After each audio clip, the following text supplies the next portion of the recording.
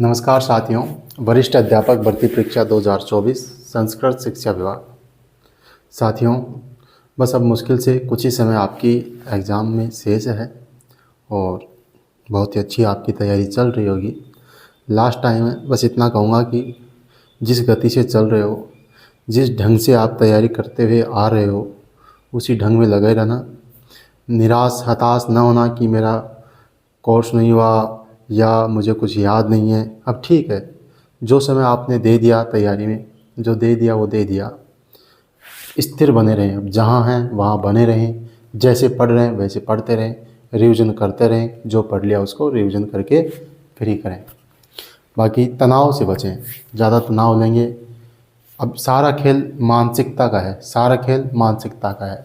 आपने जो पढ़ लिया वो पढ़ लिया। अब अपने आप को बिल्कुल पॉजिटिव रखें और ज़्यादा से ज़्यादा रिवीजन करें, बिना मतलब तनाव ना लें। ठीक है साथियों, आधुनिक भारत हमारा बस ये भारत छोड़ो आंदोलन एक टॉपिक बचा है, सुभाष चंद्र बोस। इसके बाद में हमारा आधुनिक भारत कंप्लीट है। फिर इसके बाद में हमारा प्राचीन भारत है साथियों, उसको भी हम जल्द से जल्द करने की कोशिश करेंगे। लेकिन देखिए, आपने अब जो आधुनिक भारत के टॉपिक पढ़े हैं या आपने मध्यकालीन भारत या विश्व इतिहास, इनका रिवीजन करते रहें आप, इनके ऑब्जेक्टिव प्रश्नों का अभ्यास करते रहें आप। मैंने जो फैक्ट बताए हैं, इन्हें आप कम से कम इन्हें आप पढ़ें, अवश्य पढ़ें, कम से कम इनको तो पढ़ें। ज़्यादा तो आप कुछ भी पढ़ सकते हैं, कितना ही पढ़ सकते हैं, जो आपने पहले भी पढ़ा होगा, गाइड में से पढ़ा होगा या किसी संस्थान से कोचिंग ली हुई वहाँ से पढ़ा होगा, कहीं से भी पढ़ा होगा। लेकिन कम से कम ये जो फैक्ट लिखवाए हैं मैंने, बहुत ही महत्वपूर्ण है। और आपके परीक्षा पैटर्न को देखते हुए आरपीएससी किस प्रकार के प्रश्न पूछती है, इनको देखते हुए सारी चीज़ें मैंने तैयार की हैं साथ ही। ठीक है, आज का हमारा टॉपिक है भारत छोड़ो आंदोलन। देखिए, भारत छोड़ो आंदोलन की पृष्ठभूमि समझनी है तो आपको जाना होगा पीछे किस प्रकार से 1937 के जो प्रांतीय चुनाव होते हैं, उसके बाद में जब द्वितीय विश्व युद्ध सेकेंड वर्ल्ड वॉर 1 सितंबर 1939 को शुरू हो गया। विश्व दो भागों में बट गया है, ध्रुवीय राष्ट्र और मित्र राष्ट्र। ठीक है, जापान, जर्मनी, इटली एक साइड है, फ्रांस, इंग्लैंड, अमेरिका, ये सब एक साइड है। ठीक है साथियों, अब भारत को जापान के आक्रमण का भय है। यानी कि जैसे जो हमारे गांधी जी हैं, नेहरू जी हैं, इन नेताओं को ये भय था कि अंग्रेज जैसे भी हैं ठीक है, लेकिन अगर ये जो फांसीवादी जो ताकतें आ गई, उस समय इटली में मुसोलिनी है ना, और जर्मनी में हिटलर है, नाजीवादी है, ये और भी खतरनाक है। ये जो तानाशाह हैं ये और भी खतरनाक है। तो इसमें कई चीज़ें, चाहे जापानी आक्रमण का भय हो, भारत का बहुत ज़्यादा आर्थिक शोषण हो, चाहे क्रिप्स मिशन की असफलता हो, ये सब चीज़ें इसके लिए उत्तरदायी हैं साथियों। अब मैं ज़्यादा गहराई में ना जाकर, ज़्यादा इस चीज़ को लंबा ना खींचते हुए, मैं केवल 1942 भारत छोड़ो आंदोलन से संबंधित महत्वपूर्ण फैक्ट की बात करूँगा, जो आपकी परीक्षा के दृष्टिकोण से महत्वपूर्ण है और उन्हें आपको देखना चाहिए। जैसे आंदोलन कब शुरू हुआ, आंदोलन का प्रस्ताव किसने प्रस्तुत किया, आंदोलन के समय जिन कांग्रेसी नेताओं को गिरफ्तार किया गया वह ऑपरेशन कौन सा था। ठीक है, आंदोलन नेतृत्वहीन था, लेकिन फिर भी भूमिगत रहकर जिन समाजवादी नेताओं ने आंदोलन को एक नेतृत्व देने की कोशिश की है वो कौन कौन थे। और एक प्रश्न जो यहाँ से बनता है, भारत छोड़ो आंदोलन से एक मुख्य प्रश्न बनता है, जो इस आंदोलन के दौरान समानांतर सरकारों की स्थापना हुई थी। चाहे आपका बलिया यूपी में चित्तू पांडे की, ठीक है, बलिया यूपी में चित्तू पांडे की प्रथम समानांतर सरकार हो, सतारा महाराष्ट्र में सबसे लंबी जो चलने वाली समानांतर सरकार हो, ऐसी सभी समानांतर सरकारों की भी बात करेंगे जहाँ से प्रश्न आता है। 4 चीज़ें लिखवाऊंगा उसमें आपको, वो आप याद कर लेना, प्रश्न आपका बन जाएगा। तो अपन केवल और केवल टू द पॉइंट बात करेंगे, एग्जाम के दृष्टिकोण से, पॉइंट ऑफ व्यू से केवल और केवल टू द पॉइंट बात करेंगे साथियों। देखिए, सबसे पहले अपन देखते हैं भारत छोड़ो आंदोलन। ये आप सब जानते हैं 1942 भारत छोड़ो आंदोलन। ठीक है, अब देखिए, वर्धा महाराष्ट्र में इस बैठक में जवाहरलाल नेहरू ने 14 जुलाई को, अब ये सारी बातें 1942 की हैं, 14 जुलाई को प्रस्ताव प्रस्तुत किया। ठीक है, भारत छोड़ो आंदोलन करेंगे अपन, इसके लिए उन्होंने प्रस्ताव प्रस्तुत किया। किसने? जवाहरलाल नेहरू ने। ठीक है, 8 अगस्त को क्या हुआ? बंबई अधिवेशन। कहाँ हुआ ये? ग्वालियर टैंक है बम्बई में, वहाँ पर बम्बई अधिवेशन, कांग्रेस का बम्बई अधिवेशन हुआ। ठीक है, ग्वालियर टैंक, ये भी आप याद कर लीजिए, ग्वालियर टैंक, यहाँ पर हुआ बम्बई अधिवेशन। 9 अगस्त को आंदोलन शुरू हो गया, लेकिन ये आंदोलन शुरू हुआ उससे पहले ही 8 अगस्त की मध्य रात्रि को कांग्रेस के प्रमुख नेता गांधी जी सहित नेहरू जी, अन्य सभी प्रमुख नेताओं को गिरफ्तार कर लिया गया। और जिस ऑपरेशन के तहत उनको गिरफ्तार किया, उस ऑपरेशन का नाम था ऑपरेशन 0 आवर। ये आपको याद रखना है साथियों। 8 अगस्त की मध्य रात्रि को सरकार ने ऑपरेशन 0 आवर के अंतर्गत गांधी जी और अन्य कांग्रेस के नेताओं को बंदी बना लिया साथियों।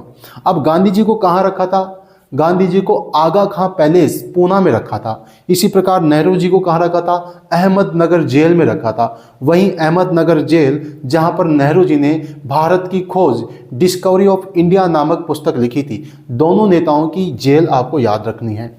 देखिए, गांधी जी को बंदी बनाकर आगा खां पैलेस पूना में रखा, नेहरू जी को अहमदनगर जेल में रखा और यहाँ पुस्तक लिखी डिस्कवरी ऑफ इंडिया, भारत की खोज। ये आपको ध्यान रखना है।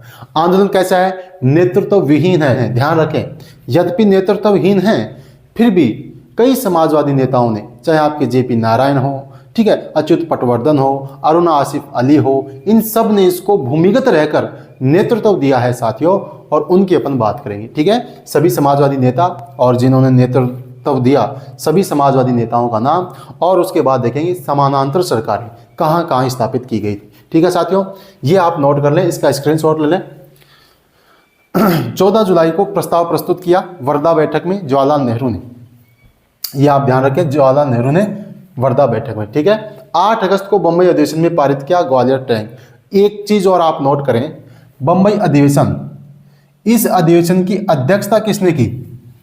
मौलाना अबुल कलाम आज़ाद। इसको आप नोट करें, बहुत इंपॉर्टेंट बात है, मौलाना अबुल कलाम आज़ाद। ध्यान देने इसका। 8 अगस्त को बम्बई अधिवेशन में पारित जो ये भारत छोड़ो आंदोलन का प्रस्ताव है, उसकी अध्यक्षता किसने की? मौलाना अबुल कलाम आज़ाद। ठीक है साथियों, इस चीज़ को भी आप अवश्य नोट कर लें कि मौलाना अबुल कलाम आज़ाद ने बम्बई अधिवेशन की अध्यक्षता की थी। ठीक है साथियों, अब आप इसका स्क्रीनशॉट ले लीजिए।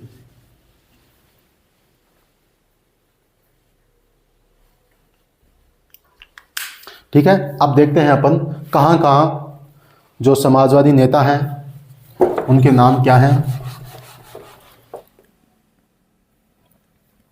अब देखिए, अब भारत छोड़ो आंदोलन के दौरान कुछ अन्य महत्वपूर्ण बातें देखिए। आपको पता है समानांतर सरकारों से प्रश्न आता है। ठीक, उसके अलावा आपको पता है कि ये जो आंदोलन है वो नेतृत्वहीन है। कैसा है? नेतृत्वहीन है। फिर भी कुछ समाजवादी नेताओं ने भूमिगत रहकर इस आंदोलन को नेतृत्व दिया। जैसे आपके जयप्रकाश नारायण हैं, आपके राम मनोहर लोहिया हैं, अच्युत पटवर्धन हैं, अरुणा आसिफ अली हैं। इन नेताओं ने नेतृत्व देने की कोशिश की। और उषा मेहता ने तो बम्बई में भूमिगत रेडियो स्टेशन की स्थापना की थी। ध्यान रखें साथियों, प्रश्न आ जाएगा कि भूमिगत रेडियो स्टेशन की स्थापना किसने की? उषा मेहता ने। कहाँ की? बम्बई में की। ये आपको ध्यान रखना है। अब जो समानांतर सरकारें हैं उनको आप अच्छे से रट लें, अच्छे से याद कर लें। पहली सरकार, आपसे प्रश्न आया कि आंदोलन के दौरान प्रथम समानांतर सरकार कौन सी थी? और वो थी बलिया यूपी। बलिया यूपी में चितू पांडे के नेतृत्व में प्रथम समानांतर सरकार। एक बात। ठीक ऐसे ही एक समानांतर सरकार है आपके मिदनापुर बंगाल में। कहाँ है? मिदनापुर बंगाल। और वो है सतीश सावंत के नेतृत्व में, और इसको बोलते हैं तामलुक की जातीय सरकार। क्या बोलते हैं? तामलुक की जातीय सरकार। ठीक इसी प्रकार कोरापुट उड़ीसा में लक्ष्मण नायक के नेतृत्व में एक सरकार की स्थापना की गई। ठीक इसी प्रकार सतारा महाराष्ट्र में वाईवी चौहान और नाना पाटिल के नेतृत्व में सतारा महाराष्ट्र में सरकार की स्थापना की गई, जो कि सर्वाधिक लंबे समय तक चलने वाली समानांतर सरकार है साथियों। प्रश्न आएगा कि भारत छोड़ो आंदोलन के समय सर्वाधिक समय तक चलने वाली समानांतर सरकार कहाँ स्थापित की गई? सतारा महाराष्ट्र में। किसके नेतृत्व में?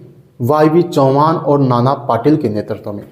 ये आपको याद रखना है साथियों, ठीक है। इसके अलावा कुछ महत्वपूर्ण बात, जैसे गांधी जी को आगा खां पैलेस में बंद किया गया। उस समय 1942 में उनके एक महत्वपूर्ण निजी सचिव हैं महादेव देसाई, उनकी मृत्यु हो गई थी 1942 में। और गांधी जी के जीवन में एक महत्वपूर्ण दुखद घटना तब हुई जब 1944 में उनकी पत्नी कस्तूरबा गांधी की भी मृत्यु हो गई। तो महादेव देसाई की मृत्यु 1942 में, कस्तूरबा गांधी की 1944 में, ठीक है। और एक लास्ट प्रश्न ये बनता है आपका कि भारत छोड़ो आंदोलन के दौरान या भारत छोड़ो आंदोलन के बाद इसकी जांच के लिए कौन से आयोग का गठन किया गया? भारत छोड़ो आंदोलन की जांच के लिए कौन से आयोग का गठन किया गया? वो है टी विकंडन आयोग। कौन सा है? टी विकंडन आयोग। देखिए सब चीजें मैंने ऐड कर दी, यहाँ लिख दी है। देखो भारत छोड़ो आंदोलन यद्यपि नेतृत्व विहीन है, कैसा है? नेतृत्व विहीन है, लेकिन जेपी नारायण, सभी नाम आपको याद रखने हैं, जेपी नारायण, राम मनोहर लोहिया, अच्युत पटवर्धन, अरुणा आसिफ अली, इन्होंने इसको नेतृत्व देने की कोशिश की है साथियों। इसके बाद इन्होंने भूमिगत रहकर उषा मेहता, इसके बाद है उषा मेहता। उषा मेहता ने बंबई में भूमिगत रेडियो स्टेशन की स्थापना की थी। किसने की थी? उषा मेहता ने। अच्छा, आंदोलन के दौरान जो समानांतर सरकारें हैं कौन कौन सी हैं? बलिया यूपी, चीतू पांडे के नेतृत्व में पहली समानांतर सरकार। एक बात, मिदनापुर बंगाल, सतीश सावंत के नेतृत्व में तामलुक की जाति सरकार, तामलुक की जाति सरकार। कोरापुट उड़ीसा में लक्ष्मण नायक, कौन है? लक्ष्मण नायक, ये नेतृत्व करता है साथियों। बलिया यूपी में चीतू पांडे, मिदनापुर बंगाल में सतीश सावंत, कोरापुट उड़ीसा में लक्ष्मण नायक और सतारा महाराष्ट्र में वाईवी चौहान और नाना पाटिल। सतारा महाराष्ट्र में वाईवी चौहान और नाना पाटिल। सतारा महाराष्ट्र की एक विशेषता, सर्वाधिक समय तक, लंबे समय तक चलने वाली समानांतर सरकार है सतारा महाराष्ट्र में। वेरी वेरी इंपॉर्टेंट, याद कर लें। सबसे लंबे समय तक सतारा महाराष्ट्र में, सबसे पहली सरकार बलिया यूपी, ठीक है। एक दो बार आप रिवाइज करेंगे, जैसे आप सोएंगे, सोते समय याद करना कि समानांतर सरकार कहाँ हुई थी। फिर आपको आएगा बलिया यूपी, अच्छा, मिदनापुर बंगाल सतीश सावंत, कोरापुट लक्ष्मण नायक उड़ीसा, ठीक है, और आपकी सतारा महाराष्ट्र वाईवी चौहान नाना पाटिल। एक दो बार याद करना, याद हो जाएगा। फिर एक दो दिन बाद में जब भी आपको ख्याल आए तब दोबारा, हाँ यार समानांतर सरकारें कहाँ थी, फिर याद करना, कंठस्थ हो जाएगा साथियों। और आपको तो परीक्षा तक याद करना है, बस थोड़े से दिन की बात है। चारों सरकार आपको याद कर लें, इंपॉर्टेंट है ये, ठीक है। इसके अलावा आंदोलन की जांच के लिए टी विकंडन, कौन सा आयोग?